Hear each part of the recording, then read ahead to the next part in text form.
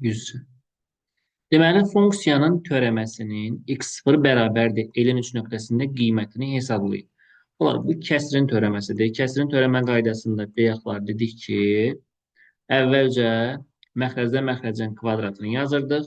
Sürətdə sürətin törəməsi vurulsun məxrəc, çıxılsın məxrəcin törəməsi vurulsun sürət qaydasından istifadə edəcəyik. Deməli, birinci növbədə yazıram kəsr xətti. Aşağıda 2 çıxılsın y üstü x-in kvadratı. Yuxarıda y üstü x plus 2-nin törəməsi vurulsun məxrəc. Yəni 2 çıxılsın y üstü x. Çıxılsın məxrəcin törəməsi 2 minus y üstü x-in törəməsi vurulsun sürət. Y üstü x plus 2 bərabərdir. Y üstü x-in törəməsi özünə bərabər idi. 2-nin törəməsi də 0-dır. Mötərizənin içində olanda köçürdürəm olduğu kimi 2 minus y üstü x minus y üstü x-in törəməsi özünə bərabərdir. Mənfi var deyə qabaqda bu mənfini plus eləyəcək. Qaldı burada y üstü x. Mötərizənin içində də 2 üstəgəl y üstü x. Önəmi yoxdur. Toplanan yerləşinə cəm dəyişmir. Aşağıda olduğu kimi yazıram. 2 minus y üstündə x-in kvadratı. Yuxarıda y üstü x-ləri mötərizənin xaricinə çıxarda bilərəm.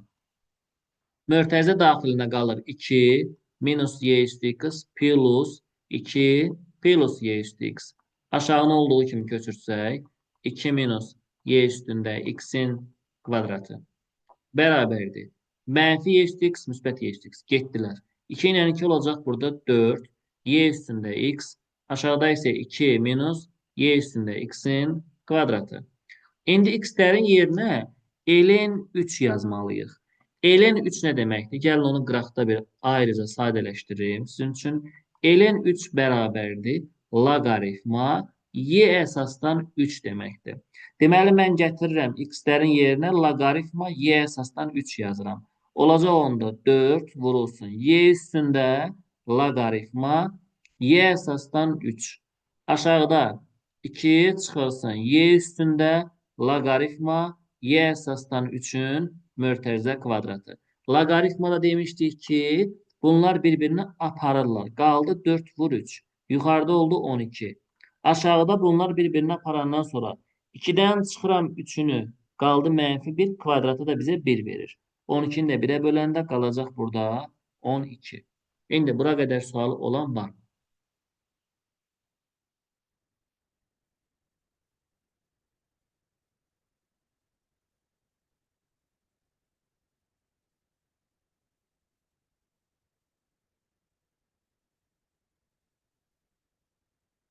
Fatimə, sualın var mı sənin?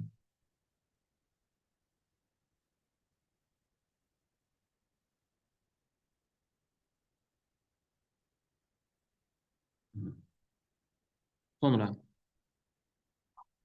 104.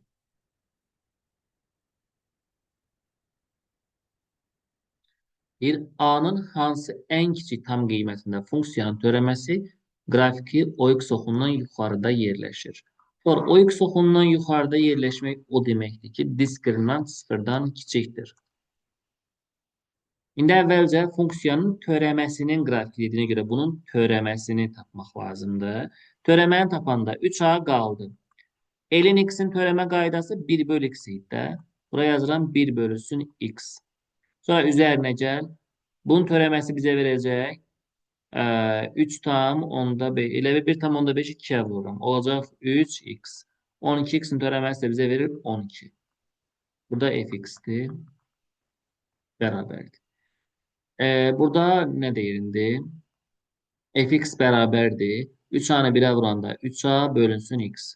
Üzərinə gəl 3x minus 12. İndi baxıram nəyə?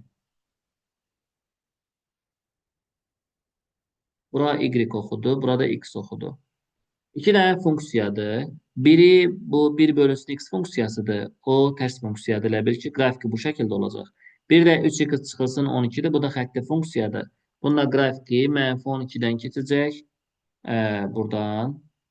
Və bu hissədən beləsinə getməlidir. Dən baxım görüm. Hə, buradan keçəcək bu şəkildə. Elə bil x-imiz olacaq bizim 4. Bura 4 nöqtəsidir. Y-imiz də mənfi 12 b-nin qiyməti. Bu da 0-dır. Mənə lazımdır ki, OX oxundan yuxarıda yerləşsin. Düzdürmü? OX oxundan yuxarıda yerləşən qrafik hansıdır bunlardan? bu hissədə. Bu yuxarıda yerləşməyini istəyirəmsə, deməli bura müsbət ədəd olmalıdır öz növbəsində. Mənfi olmaz axı. Ora mənfi olsaydı əgər, bax, ya da burada olmalıdır bu şəkildə. O x oxundan yuxarıda. Deməli aşağıda ola bilməz də x-in qiyməti. Bax bu hissə aşağılar olmaz. X oxundan aşağı hissələr bizə aid deyil. Bizə lazımdır ki, x oxundan yuxarıda olsun. X oxundan yuxarıda olan hallara baxmalıyıq biz burada. X oxundan yuxarıda olan hal deyəndə bizim ayrıqda 2 dənə funksiyamız var. İndi bizə lazımdır kimin qiyməti? A parametrinin qiyməti. İndi A parametri hansı funksiyaya aiddir? Baxıram ki, A parametri burada 3A bölünsün X funksiyasına aiddir. Düzdürmü?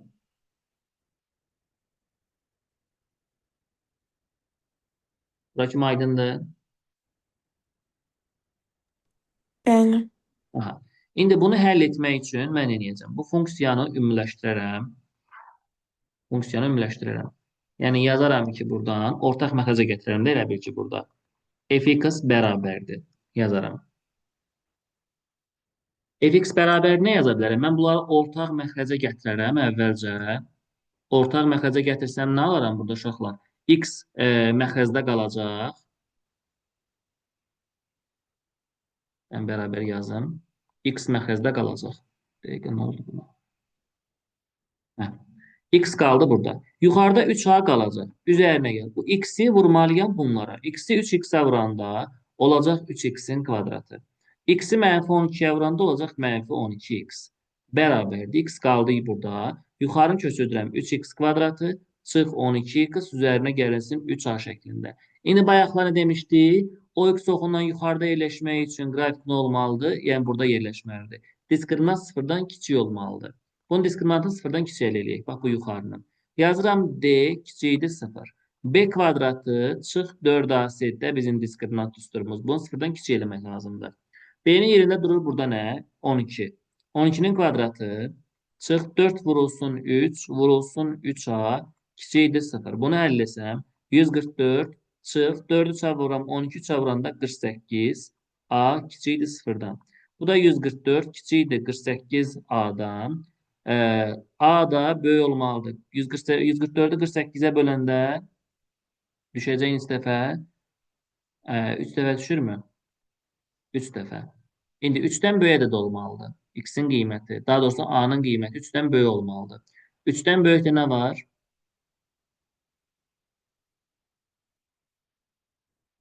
Ən kiçik mi deyir? Hə, ən kiçik. 3-dən böyük ən kiçik nə var? 4 var da. Onda A-nın qiyməti 4 olar. Normalda 3-dən müsbət sonsuzluğadır.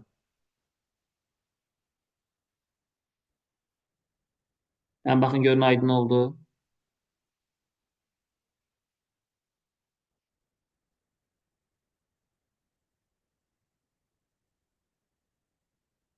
Burada qaranlıq qalan yer varmı?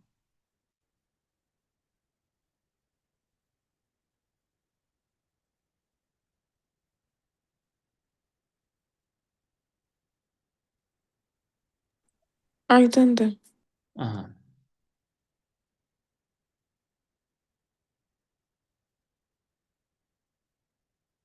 3-dən böyük 4. Bu 105, 106. Uyğunluqları vermişəm ki, yazın. Yazmışsa hər halda.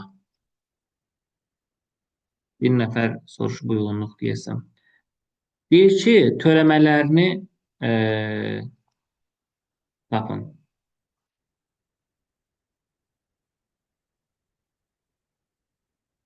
Bunlar tangensin törəməsinə qayda nə idi? Birinci 4x-in törəməsini yazırdıq. Bu 4 verirdi. Tangensdə yazırdıq məxrəcə kosinus kvadratı 4x. Harda var? C variantında. Deməli 1-ə getdi C.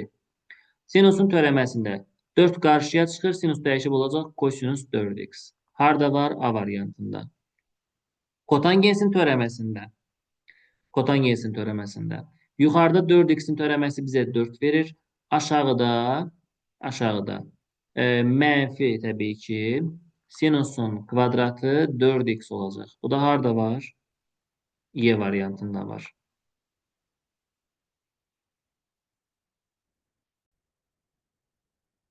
Deməli, törəməni tapanda f-in törəməsi x bərabərdir 3a, ln x-in törəməsi 1 bölü x, 1,5 2'ye vuranda 3x çıx 12. Buradan da f-in törəməsi x bərabərdir. Məxrəcə x qaldı. 3a öz yerində. 3 x 3-yə vuranda 3x kvadratı çıx. X-i də 12-yə vuranda 12x oldu. Deməli, onda burada yekun olaraq 3x-in kvadratı çıx 12x üzərinə gəlinsin 3a. Həll eləsək bunu. D bərabərdir. B kvadratı çıx 4ac-dir. Kiçik olmalıdır sıfırdan. 12'nin kvadratı 144 çıxılsın, 4 vurulsun. A-nın qiyməti 3, B-nin, C-nin də qiyməti 3A. Kiçikdir sıfırdan. Burada 144 çıxılsın, 4 dəfə 3, 12, 36A. Kiçikdir 0, 144 kiçikdir 36A-dan. 4 kiçikdir A-dan. 4-dən böyükdə A 5 olacaq. Nəsə bayaqlar deyəsən hesab səhvi olub, hardasa bilmədim. A-da 4-dən böyükdə ən kiçik 5 var. Normalda 5, 6, 7, 8 çox ola bilər, amma ən kiçik olacaq deyə 4-dən sonra ən kiçik 5 var. Düzgün cavab olacaq 5. Deyəsən bayaqlar mən bura 48 yazmışdım, vurub da. 48-ə böləndə, 48 yazmışdım, ona görə səhv oldu. Bayaq yazdığım.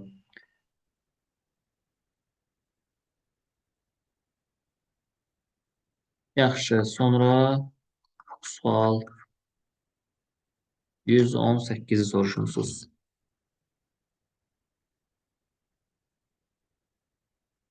Yüz on dörd var səndə.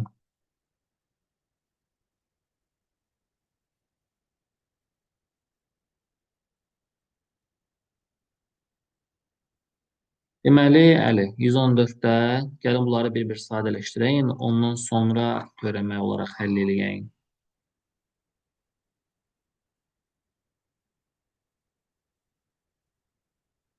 Dəf çıxıb biri.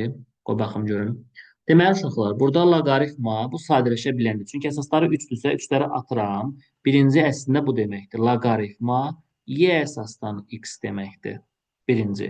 Bunu törəməsini tapanda yuxarıda x-in törəməsi, x-in özü, ln y yazmalıyam. X-in törəməsi 1, x-in özü, ln y də bizə 1 verir. Qaldı 1 bölü x. Deməli, birinciyə gedəcək c variantı. İkinci, 3'lər getdi, qaldı loqaritma 10 əsasdan x. Bu da bərabərdir. Yuxarıda x-in törəməsi, aşağıda x-in özü ln 10 yazıram. X-in törəməsi 1, x ln 10. Harada var? D variantında. 2'yə getdi D. Üçüncüdə, bu hasilin törəməsi kimi baxsaq, 3 üstündə x-in bu sabitdir. Bununla işim yoxdur. Bu qalacaq öz yerində. Loqaritma 3 əsasdan y qaldı. 3 üstü x-in törəməsini tapanda 3-ün üstündə x ln 3 yazırıq. Bu da bərabərdir. Bunu yaza bilərəm mən. Loqaritma 3 əsasdan y vurulsun 3-ün üstündə x. Ln y-ni də yazıram. Loqaritma y əsasdan 3. Bax 3 ilə 3 y ilə y gedəcək. Bir dənə qalacaq burada 3 üstü x. Bu da olacaq A variantı. 3-ü də getdi A. Deməli 1-ə C, 2-yə D, 3-ü də getdi A. Aydın oldu mu Əli?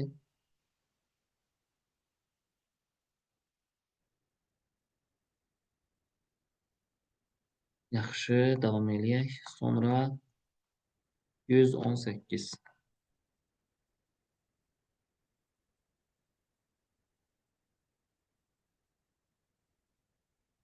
Deməli burada yer açım yazmağa.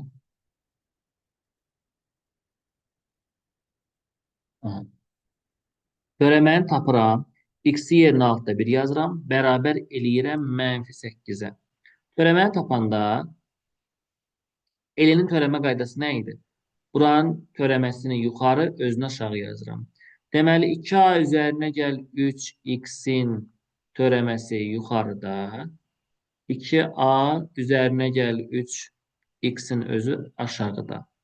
Üzərinə gəl. 6x kvadratın törəməsi 12x eləyəcək. 4ax-in törəməsi bizə 4a verəcək. Bərabər ilə birbaşa burada -8-ə. Sonra yerinə altda 1 yazarım axırda. Törəməni tapanda x-in törəməsi 1. Yuxarıda qaldı 2a üzərinə gəl 3. Aşağıda qaldı 2a üzərinə gəl 3. Yanında da x. Yerdə qalanı kop etdirəm gedir. 12 çıx 4a bərabər -8. Bunlar getdilər. Yuxarıda qaldı 1, aşağıda x. X-in yerinə altda 1 yazıram. 1 bölü 6'da 1 plus 12 vur 6'da 1 minus 4a bərabər -8. 1'i altda 1'ə böləndə 6. 12 ilə 6 x'lar getsə qalır burada 2. minus 4A bərabər mənfi 8. 8 minus 4A bərabər mənfi 8. 8 plus 8 bərabər 4A-ya. 4A bərabərdir 16-ya. A da bərabər oldu 4-ə. Deməli, A-nın qiyməti 4 olacaq burada.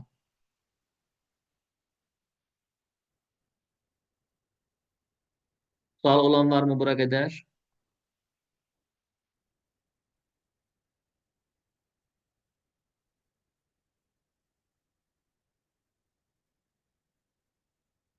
Yoxdursa keçim digərinə. 119-a.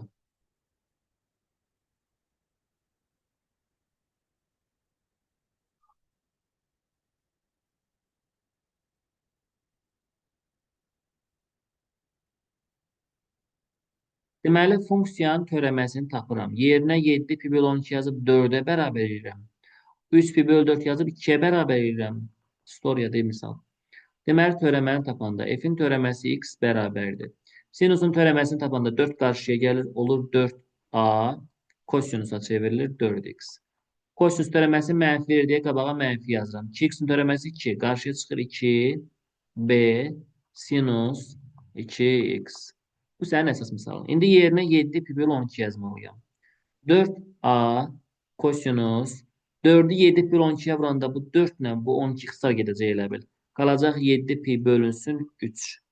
Çıxılsın 2b sinus. Bu dəfə 2 ilə 12 qısa gedəcək. Qalacaq 7 pi bölü 6.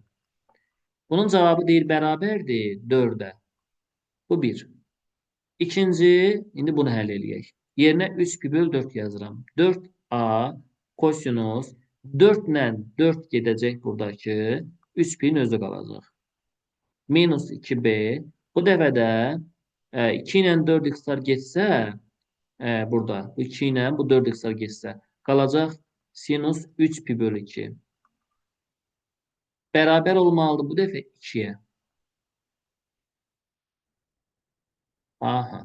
Bunları indi sistem təhlili kimi həll etməliyik. Bunun belə bir şey var da. Burada A ilə B-nin nisbətini soruşur bizdən. Deməli, A ilə B-ni tapmalıyıq. Burada dərəcəyə çevirəyin gəlin. 4A kosinus. İndi 180-i 3'ə böləndə qalır burada 60. 60'ı 7'yə vuranda 420. Minus 2B sinus. 180'i 6'ya böldüm 30. 7'yə vuranda 210. Bərabər 4. Aşağıda köçürdək. 4A kosinus 183'e vuranda eləcək 540. Minus 2b sinus 182'ye bölünən 93'e vuranda 270 bərabərdir 2'yə.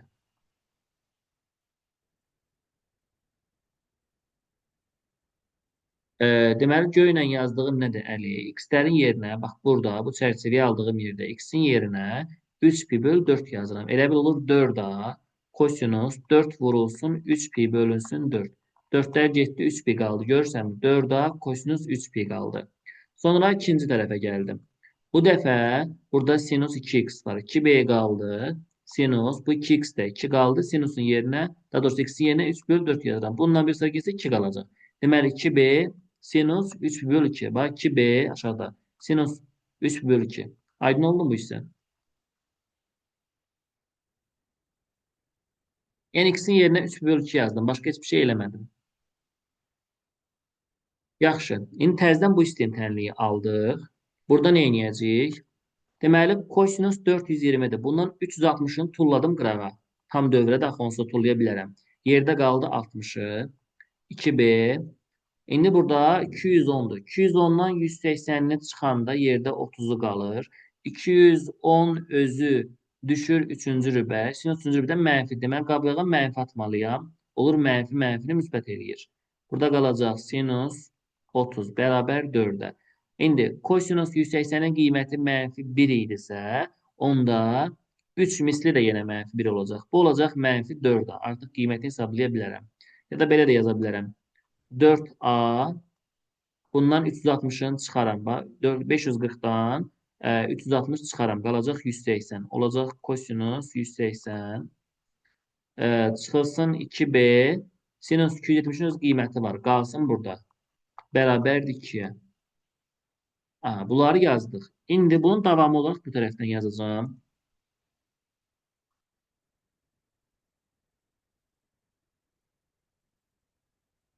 Aha. Deməli 4A qaldı. Kosinus 60-ın qiyməti 2-də 1. Üzərinə gəl. 2B qaldı. Sinus 30-un qiyməti yenə 2-də 1. Bərabərdir 4-ə. Buradan 2 ilə 4A getsə qalacaq burada 2A. 2 ilə 2 getsə qalacaq burada B bərabər 4-ə. Bu bizim bir tənliyimiz. İndi aşağıdakını həll edirəm. 4A qaldı. Kosinus 180 qiyməti mənfi 1 deyə mənfi 4A olacaq. Çıx.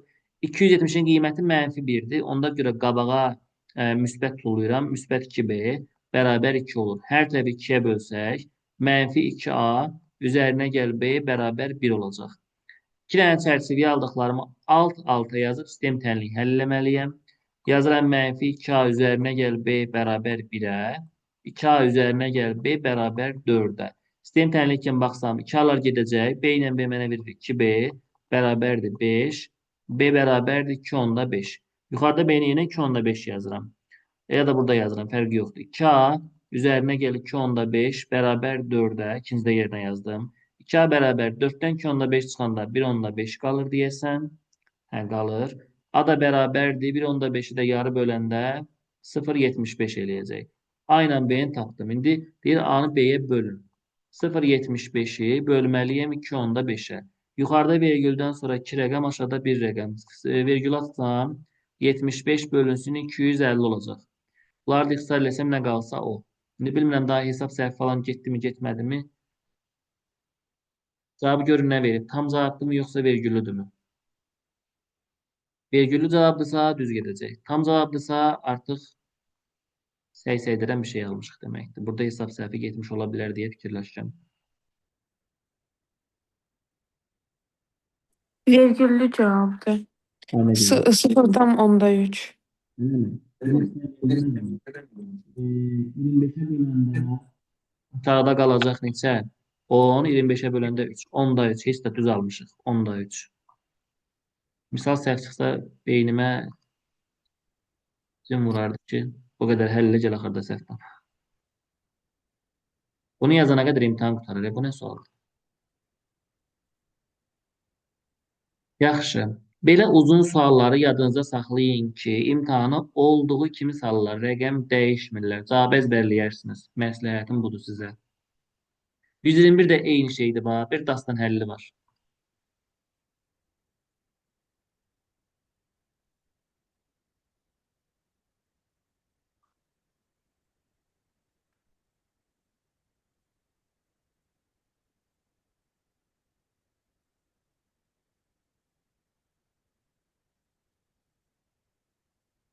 Deməli, burada funksiyanın törəmənin ən böyük qiyməti 22-yə bərabərdir. Əvvəlcə törəmə tapmalıyıq. Uşaqlar, biri var ki, kosinus x-in kvadratının törəməsini tapasınız. Biri var ki, kosinus x-in mötərizə kvadratının törəməsini tapasınız. Bu yuxarıda yazılan ifadə, bu ifadə əslində bu deməkdir. Kosinus kvadratı x-in törəməsidir, bax belə. Bunun törəməsi deməkdir. Burada mən 2-ni mötərizənin başına yaza bilərəm. Onu da belə eləyəcəm. Yazıram ki, 5 kosinus arqumentdə 3x minus 2 yazılıb. Bunun kvadratı plus kx çıx 19. Əslində bu misal belə deməkdir. Törəməni tapanda üstündəki qarşıya gəlir. 5-i 2-yə vururam 10. Kosinus 3x minus 2-ni də özünü yazıram. Və bir dəfə də mötərizənin içinin törəməsini yanına yazıram. Onun törəməsini tapanda birinci arqumenti yazıram da. Buranın törəməsi bizə 3 verir. Kosinus da mənfi olur. Kosinus törəməsi sinus verir mənə. Sinus 3x minus 2. Plus kx'in törəməsi də k verdi bizə. İndi burada 10 qaldı. Bu lap mənfi var. Mənfi 3 var daha doğrusu. Mənfi 3'ü 10'a vururam. Mənfi 31 başa yazaq. Yerdə qalana köçür getsin. Kosinus 3x minus 2 sinus 3x minus 2 üstə gəl k. Bura 2 qat arqumentin sinusu olan düsturudur. Mən 30'u yazıram, mənfi 15 vurulsun 2 yazıram ki, bu 2 düstura getsin. Kosinus 3x minus 2 sinus 3x minus 2 plus k. İndi baxıram bu hissəyə.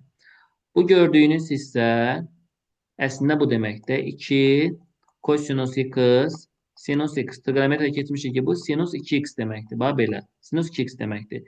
İndi bu düsturda sinus 2x-ə gətirəcəyik. Deməli, onda biz yazarıq ki, burada mənfi 15 mənfi 15 vurulsun. Sinus, və bunu 2-yə vururam. Olacaq 6x çıx 4. Üstəgəl k.